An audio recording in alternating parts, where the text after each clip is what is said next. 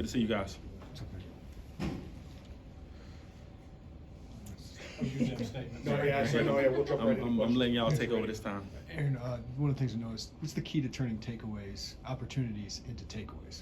I think it's obviously it's always been a point of emphasis for us, but like some guys naturally just have that instinctive mindset and ability. I think Kanena's one of those guys, right? I think our linebacking core, they're trying to punch at the ball every opportunity they get, and so from the time we started spring ball, from the time we got here, there's always been a huge emphasis on like the ball is the most important thing. The ball is the most important thing, and there was we had a cut up of just some opportunities of the ball being exposed and guys taking on their blocks, getting off their blocks, right? Trying to make an effort to get the ball out. Like at the end of the day, like we're trying to give our offense as many possessions as possible. And so we're always trying to have that mindset of, okay, how can we gain another possession to take in taking the ball away? And so I thought just overall, I thought guys would just try to capitalize on that, and it worked this past game for us. Obviously, the games prior to that, we hadn't had as many, and so every week we go into practice, there's always an emphasis on that, and I think, they come in threes, right? Takeaways come in threes, and I think it ended up being that way because guys were forcibly every opportunity we got, and then coming on the sideline, let's not forget about the ball. So just constantly reminding them every time they came over, and we had some guys make some really good plays on that.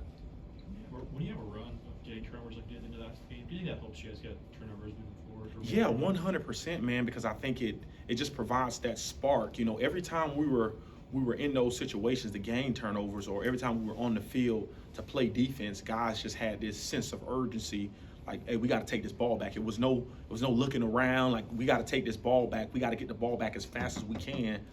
And if we do get it back, we got to try to score with it. And so I think guys really, really bought into that.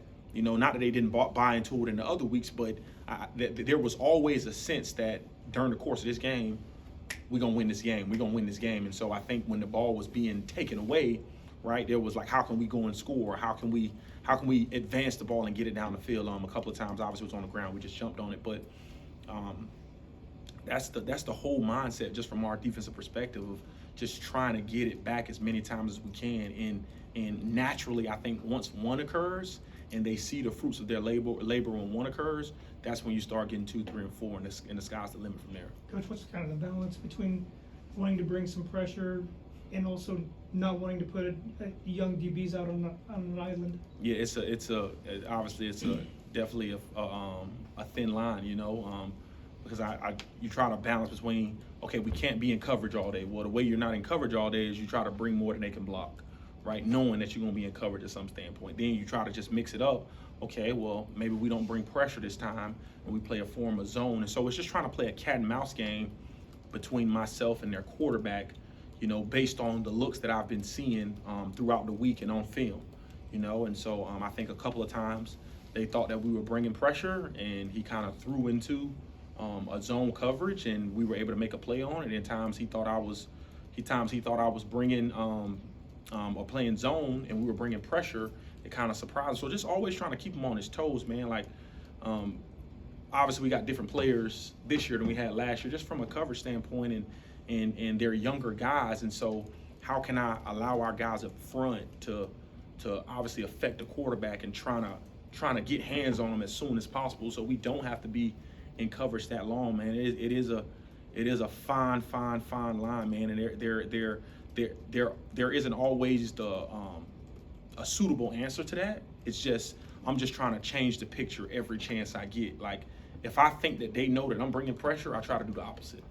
You know what I'm saying? Based on the down and distance, based on, I think it was at one point in time, I think it was like a 3rd and 6 and or 3rd and 8. We had been playing man to man every third down at that point, and he assumed I was bringing some pressure, and we actually had a 3-man rush. 3-man rush almost got home, and Xavier gets an interception.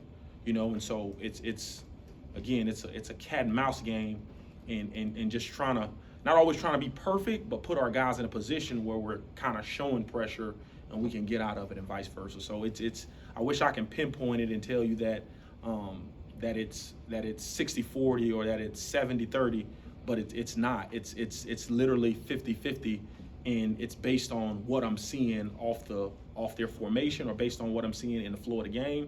You know, you can study an opponent throughout the course of the week, and their breakdown, they come into the game and they're a tad bit different than they show you on film because they watch film as well, they watch tape as well, and so just always trying to be a step ahead, you know, and trying to change it up for the quarterback whether they think we're bringing pressure or they think we're dropping guys out. Constantly trying to change that picture for the quarterback, and it's going to be very huge that I do it obviously this week because the quarterback at Maryland, he's different. He's a really good player. How unique is your prep for Maryland and tell me think about it? Yeah, it's the prep has been going well. Obviously, we're still in it. You know, like we're not going to get completely away from what we do as a whole, but we're going to have tweaks in our game plan where we allow guys to, whether that's bring more than they can block or presenting a picture of bringing more than they can block and getting guys out of there or showing and bringing them. And so just always, my goal is to always just change the picture for him, right? Because I know he's a very intelligent quarterback, right? And he's trying to diagnose things before the ball is snapped and he's trying to get a feel for what he thinks we're in, right? And he has throws that he'll go to if he thinks we're in a zero pressure. He has throws that he'll go to if he thinks that we're in a drop 8 coverage. And so my goal is to try to make that as hard as possible for him. But not only is he good, the cats around him are just as talented. You know what I'm saying? And so he has some really good weapons on the outside, and giving our guys, trying to give our guys an advantage up front in rushing the passer when they do throw the ball, because I mean, they're not trying to hide what they do, right? They got really talented group of running backs, but their quarterback he's going to play on Sunday, right? And they want to get him in a position to where he can throw that ball and air that thing out. They are going to run the football, but they are centered and focused around airing it out and throwing the ball around a little bit. And so, because they got some talented dudes out there at wide receiver, and their tight end group is ridiculous, right? Their backs out of the backfield can catch the ball extremely well, and so this is going to be a really, really good matchup for us. I do like our ability to match up with them, but more importantly, I like our ability to my ability in trying to confuse the quarterback and just give them different pictures and allow those 4 guys up front, 5 guys up front to try to get after them a little bit. What do you feel like happened on that first drive to go from severely backed up to field goal range, and how did your guys kind of bounce back? Yeah, man. I mean, I think it's right. Like obviously, the first drive you would want to keep them down there, but they obviously decided to take a shot. That was a one-on-one matchup. You know, we've been talking about all week winning your one-on-one matchups, and I have to do a better job at putting our players in a position, right, to knowing that we have a different group of guys, not exposing them to that one-on-one matchup, right? Maybe it was a little more zone there, right, that I could have helped that young man, right? At times we are going to be in one-on-one matchups, but that was a 2nd and 10 play. 2nd and 10 was a get back on track for them, and they were heavy pass, right? I could have definitely helped that young man in that situation in terms of with a call to put him in a position to where he didn't have to just live on an island and play man-to-man. And obviously you learn those things as the game kind of progresses and you get a feel for it, right? We were playing a lot of man, end up going to a little more zone as the game kind of progressed, because they were making some really, really good catches in one-on-one coverage, right? Obviously we had some young guys out there covering them, but they were making some great catches, right? They're on scholarship as well. They got good players as well. And so just trying to give our guys an opportunity to, okay, we're going to play man, we're going to play a little bit of zone, we're going to sprinkle in some man, okay, we're going to be heavier zone on this picture. And so, again, I think that falls squarely on my shoulders and putting that young man in a better situation on that, put him in a better call on that situation, because it was a backed up, they were on a 1 yard line, 2 yard line, right? That's heavy take a shot scenario, right?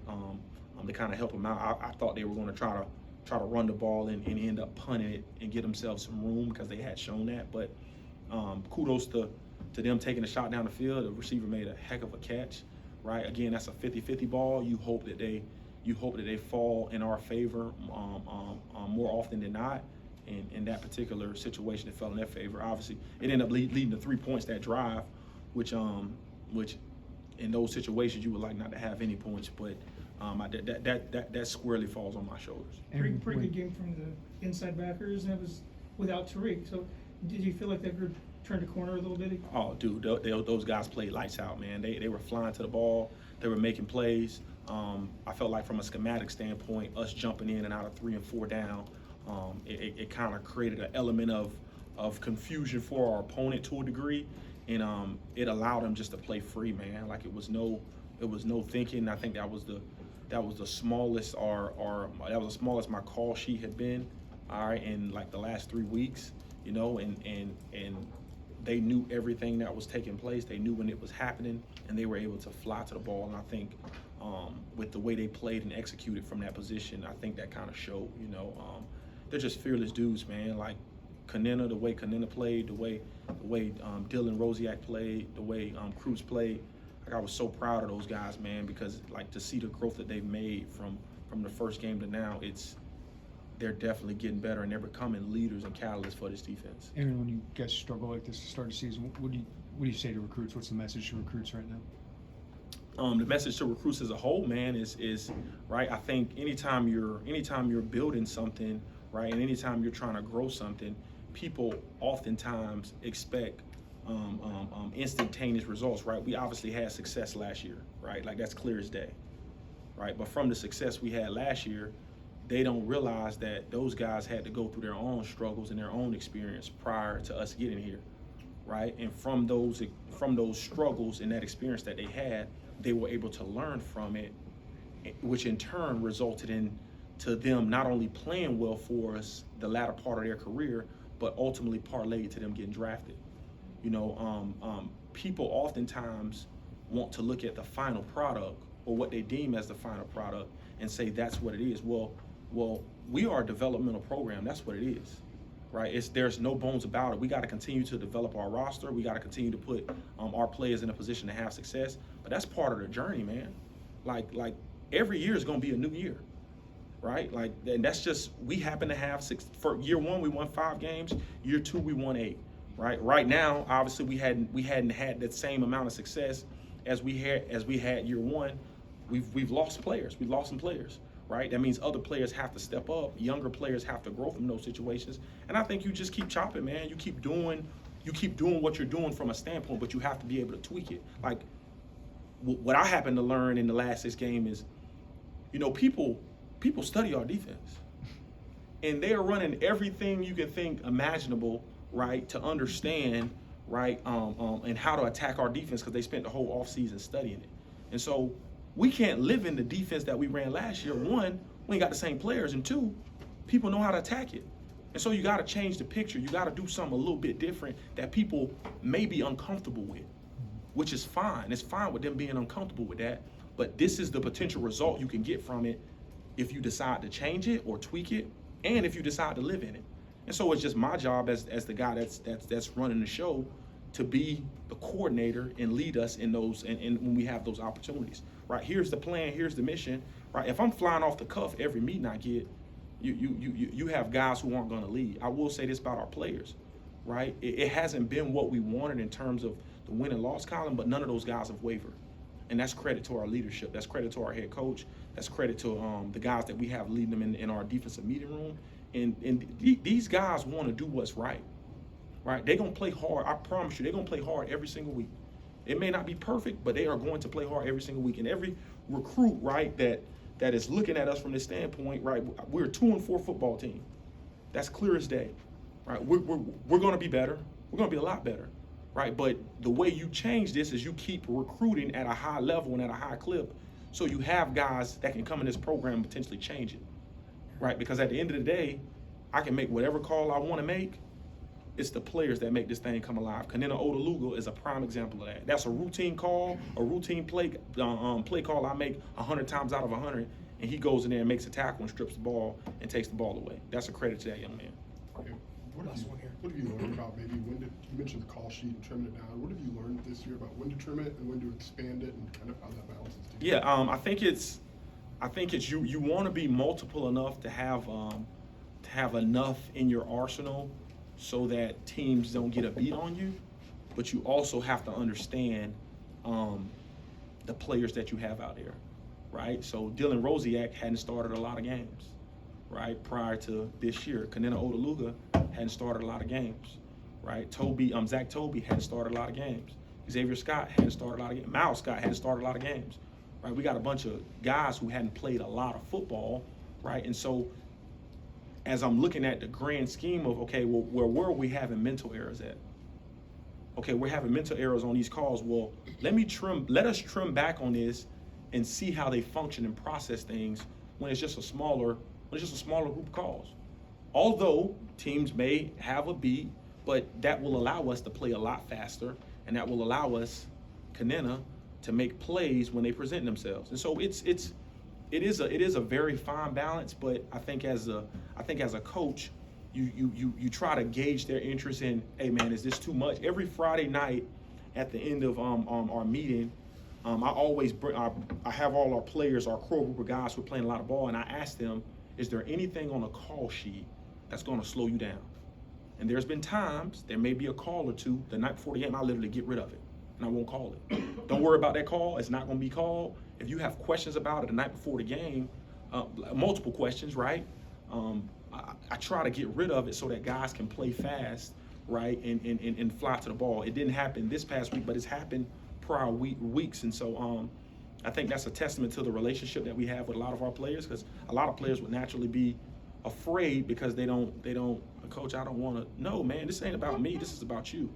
And so I think there's always going to be imbalance, but it's from my standpoint, I have to continue to find a way to, okay, based on what I'm seeing, what's the best call or going to allow us to play the fastest and also help us from a schematic standpoint. So that's the game, I guess, of chess you play day in and day out.